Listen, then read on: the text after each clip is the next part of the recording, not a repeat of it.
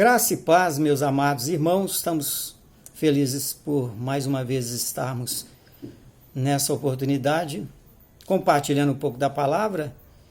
Sentimos saudades, quer dizer, tem feito muita falta os nossos cultos, a gente pede a Deus que isso venha o mais rápido possível ser solucionado.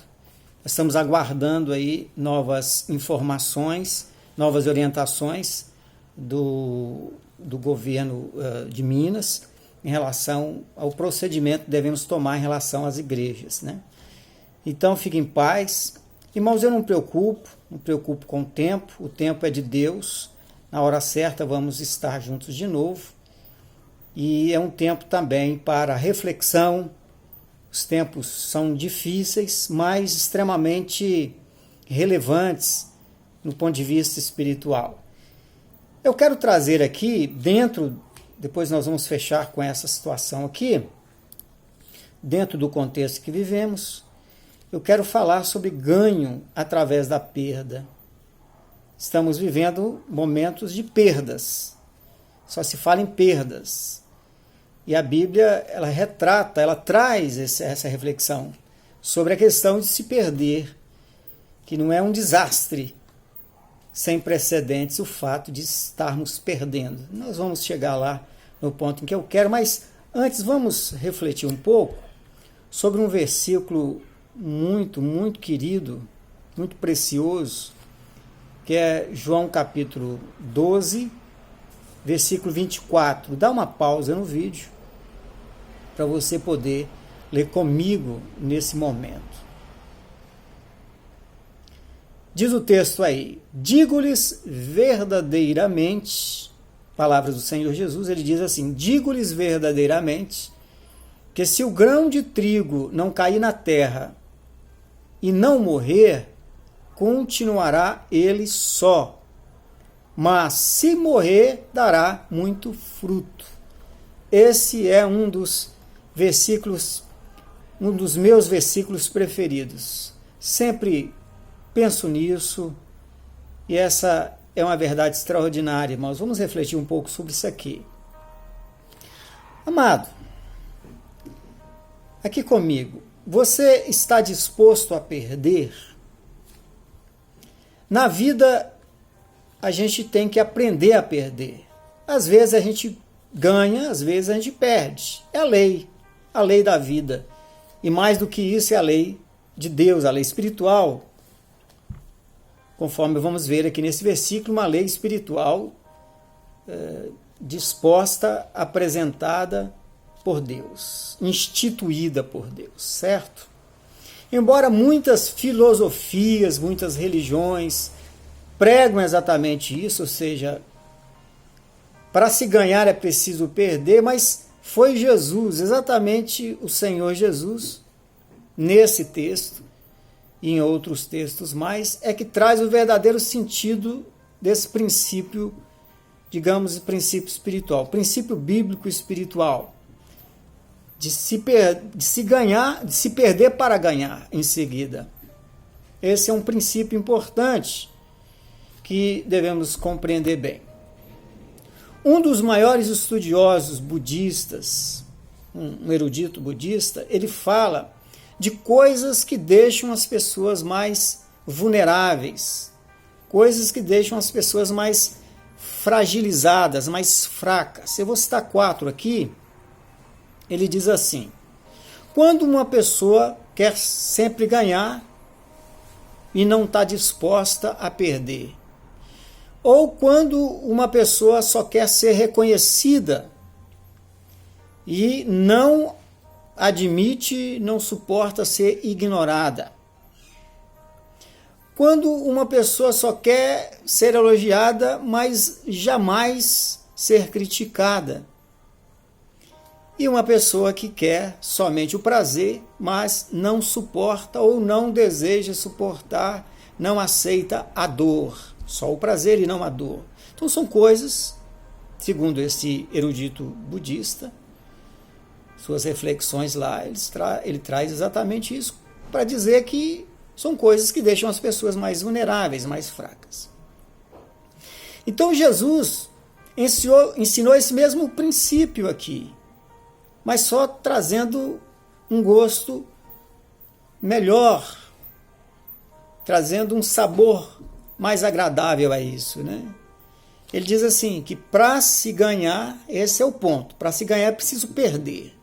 E esse texto, meus amados, vai justamente tratar disso. Olha só comigo mais uma vez, João 12, 24. Veja comigo. Digo-lhes verdadeiramente que, se o grão de trigo não cair na terra e não morrer, continuará ele só, mas se morrer, dará muito fruto. Então, com esse pensamento, Jesus, num primeiro momento aqui, ele faz uma autobiografia. Ok? É uma sucinta, uma super resumida biografia dele mesmo. Jesus foi exatamente o exemplo disso. Alguém que veio ao mundo e perdeu N coisas para poder ganhar em seguida. Observe tudo que Jesus fez, ou melhor, tudo que Jesus conquistou na cruz em nosso favor. Isso aconteceu porque o Filho de Deus resolveu abrir mão de privilégios e coisas assim, para poder passar por tudo que ele passou, morrendo numa cruz, para em seguida conquistar um mundo novo. Conquistas realizadas pela cruz do Senhor Jesus, e nós somos os beneficiários disso, né? Filipenses capítulo 2, você pode fazer a leitura, faça a leitura em seguida, diz lá que Jesus abriu, digamos assim, mão da sua condição original de divindade para assumir essa forma, essa nova forma, virou gente, se encarnou e, segundo o texto de Filipenses, ele esvaziou-se a si mesmo, ou aniquilou-se a si mesmo.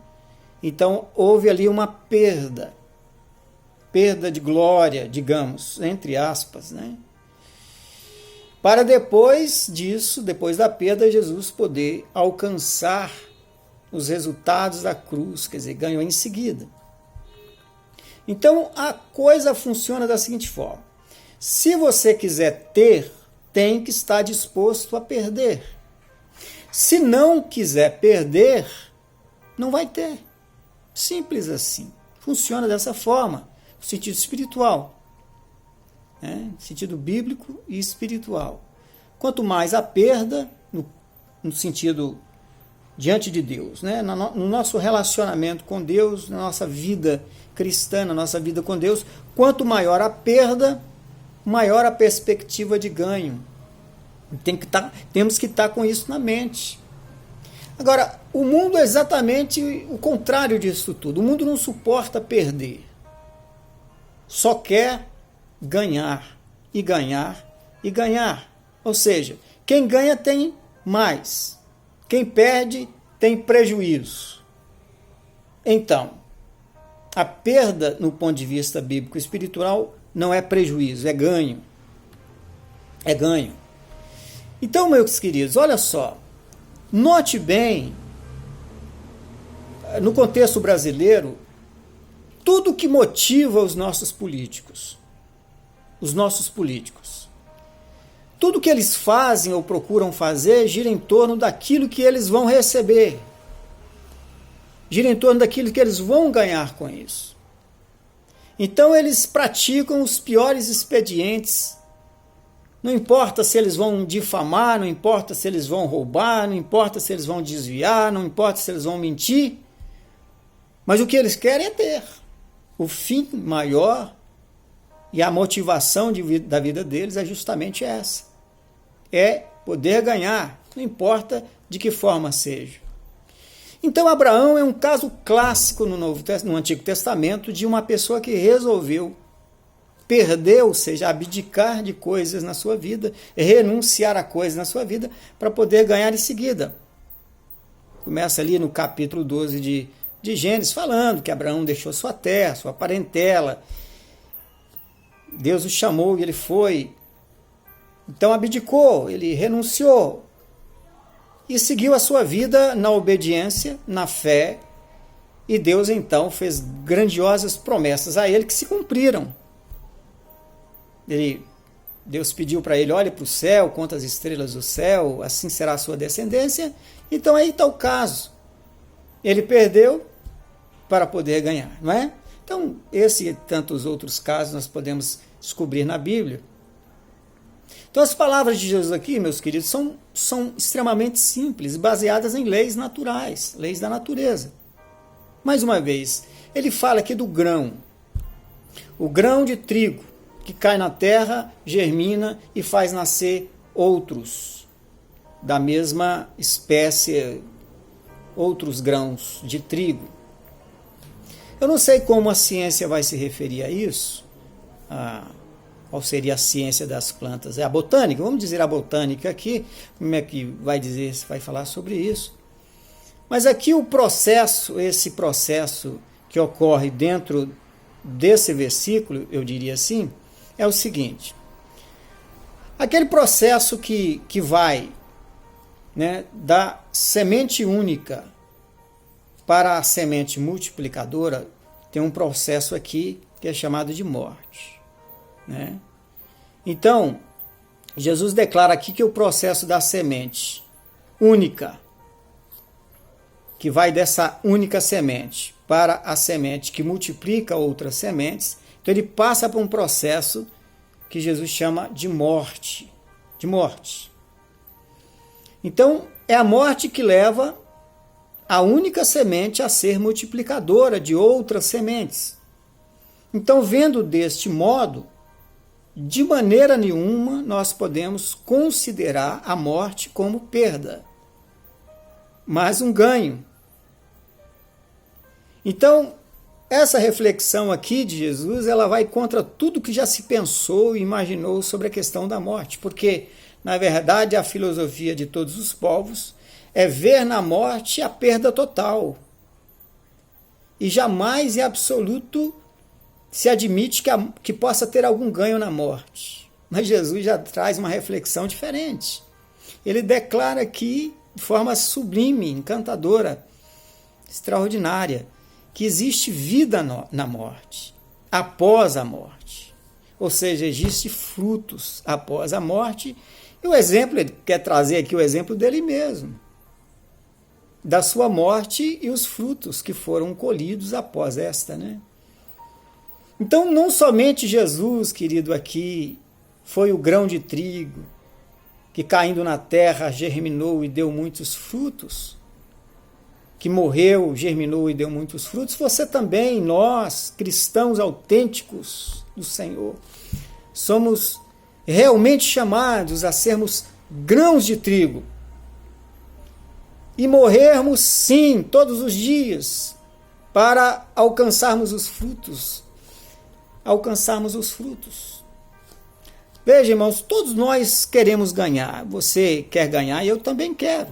É uma situação normal da vida. Por exemplo, você não quer ter vida eterna, ganhar a vida eterna? Eu também. Você não quer ter dinheiro, ganhar dinheiro? Eu também. É claro, dentro dos padrões, né, ideais, os padrões necessários, bíblicos, né, lícitos.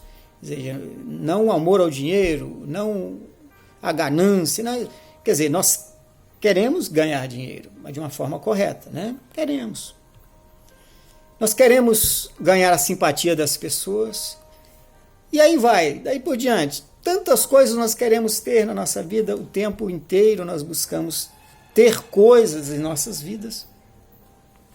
Mas a pergunta que eu lhe faço é esta: você está disposto a perder? De verdade? No seu coração aí você tem esse desejo, assim, partindo desse ponto aqui, de perder para ganhar, no sentido bíblico e espiritual? Porque aqui está o grande problema, amado. Porque as pessoas não estão dispostas a abdicar de privilégios, de renunciar para um bem maior. Elas não estão dispostas. O ser humano é muito focado no agora, no que ele tem agora. e não no que ele poderá alcançar futuramente. Não existe muito espaço para futuro aqui, não. Nós vivemos uma época muito imediatista. Vivemos intensamente, tão intensamente o presente, queremos receber desse presente tudo o que necessitamos, que simplesmente ignoramos o futuro no sentido de investir agora para ter depois. Mas no sentido bíblico e espiritual, nós estamos dispostos a perder sim.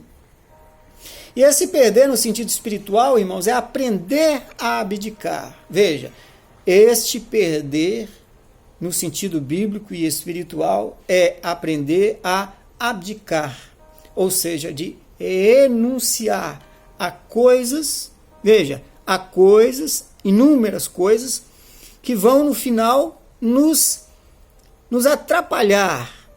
Sabe, o que nós temos que entender é que nós precisamos abdicar, renunciar de coisas que nos impeçam de agradar a Deus e de crescermos a nossa fé cristã. Então, são muitas coisas que vão ser embaraço em nossa vida. Eu não vou citar aqui não por causa de tempo, né? Mas você sabe aí, os seus embaraços, irmãos. Coisas que você precisa fazer imediatamente, sem hesitação, de uma forma firme, abdicar de coisas, renunciar a estas para um bem maior, renunciando a coisas que impeçam você de chegar a um ponto adiante, ou seja, de uma vida mais próxima de Deus, uma vida mais afinada com os propósitos de Deus, uma vida mais espiritual, levando a sua vida a um crescimento real e não imaginário, e não faz de conta, mas um crescimento real, de modo que as pessoas vejam em você os frutos da graça de Deus na sua vida. Então, veja, o que eu quero terminar aqui falando o seguinte: nós estamos vivendo um tempo de perda, sim. É perda de liberdade, de certa forma, né? De liberdade de ir e vir, ficando nessa quarentena aí. É a perda financeira, o país passa por um problema financeiro, o mundo passa por uma perda econômica muito grande. Perda de relacionamentos, perda de cultos, né? Nós estamos perdendo os cultos aí. Mas é um perder, se você é do Senhor, não se preocupe não, porque tudo está absolutamente no controle de Deus.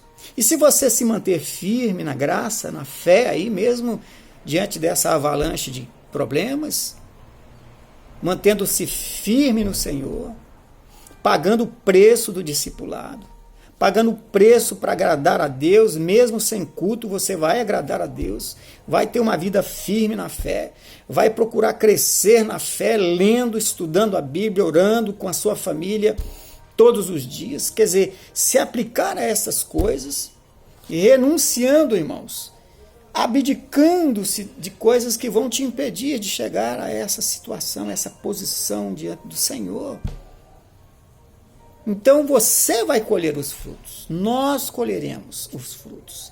Eu creio que após essa pandemia ou outras que virão, nós sairemos sempre muito bem delas, porque nós somos povo de Deus, nós somos pessoas abençoadas, lavadas no sangue do Senhor Jesus Cristo, e temos habitando em nossas vidas o Espírito Santo Consolador, que nos fortalece, nos anima, nos faz perseverar nas crises. Então, irmãos, aprenda a perder, sim, agora, para depois juntos nos alegrarmos pelos frutos que haveremos de colher. Vamos orar? Pai, em nome do Senhor Jesus, abençoe o teu povo hoje e sempre. Estejamos nós na tua graça, debaixo do teu domínio, Espírito, para jamais abdicarmos, meu Deus, da vontade do Senhor, mas ao contrário, abdicarmos de coisas que vão nos atrapalhar e nos afastar de Ti, meu Deus. Obrigado pelo Teu povo, por tudo que o Senhor tem feito na vida deles, em nome de Jesus. Amém. Um abraço, meus irmãos. Eu quero avisar que eu estou bem de saúde.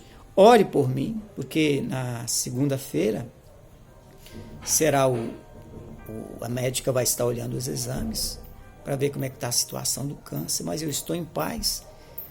E juntos, numa só voz, falamos: Jesus Cristo é o Senhor. Amém? Deus te abençoe e te guarde. Amém.